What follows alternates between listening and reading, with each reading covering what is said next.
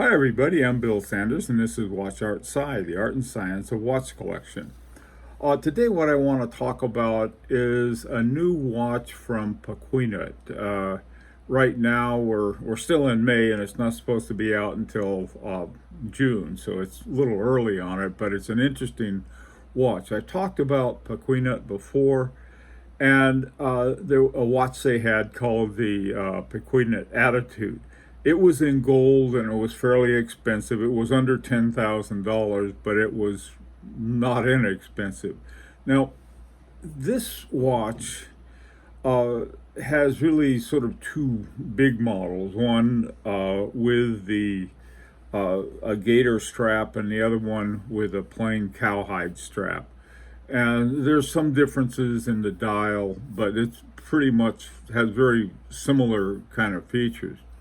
The first one, this is sort of the top of the line model, very just good looking watch. I think. It's got because it's in stainless steel. They point out it's in 316L stainless steel. You got it with a polished finish, which is something I like. 39 millimeter. That's a great size. It fits a lot of different people. My sweet spot's between 38 and about 41, maybe 42. And so this is right in the middle of that. It's got a screwed case back with an opening on the movement. It also has an exhibition window when you flip it over on the back.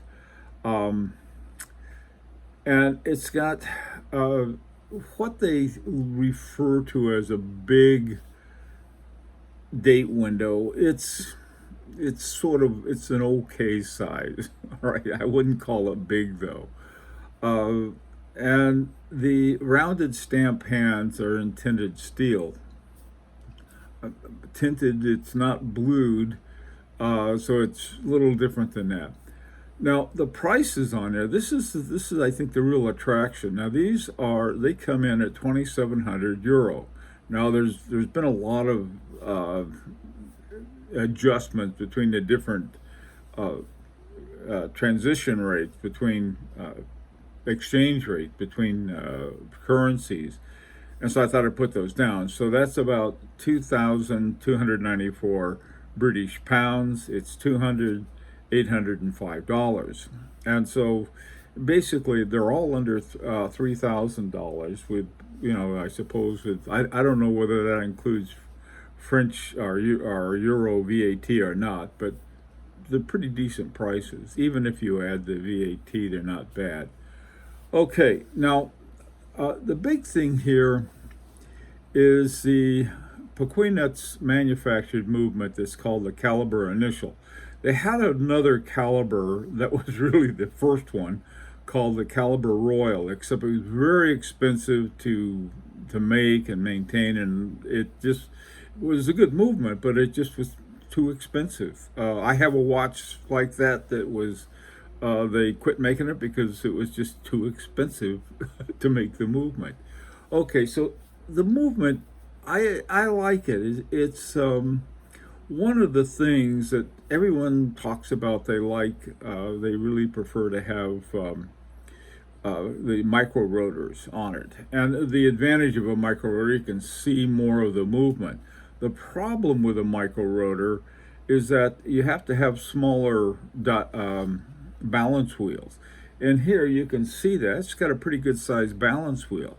It takes up about a third of the real estate on the back of the watch. So that's something I like a lot.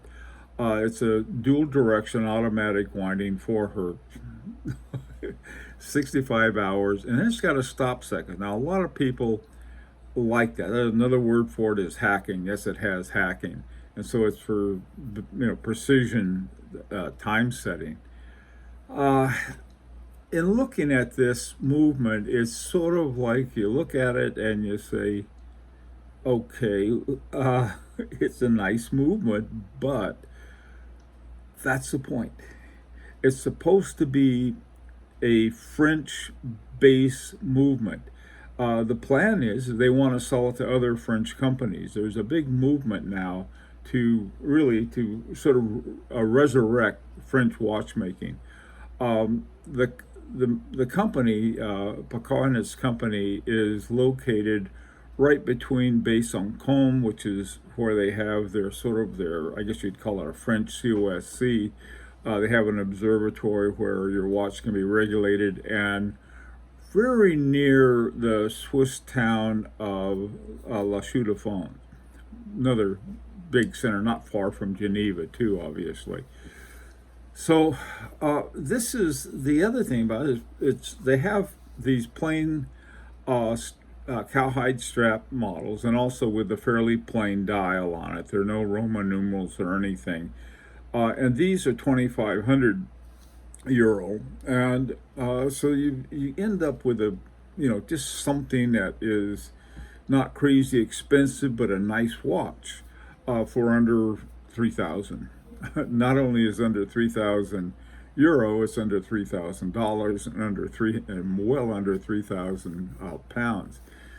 Now, since they're going to market this is the plan. They're going to take the Caliber Initial and market to other French companies, and they want to resurrect the watchmaking. And what they have to do is they have to get away from reliance on the Swiss, Japanese, or Chinese suppliers for movements and other key components. And this is a lot of retooling has to be done. So one of the things that Pequignet was awarded the label sorry about my French on this, the Enterprise du Patrimoine Vivant, which is basically a living heritage company. This was done in 2014. So this will be coming out next month, June 2022. And the one that they had before this, as I mentioned, was just gold. They only made 100 of them.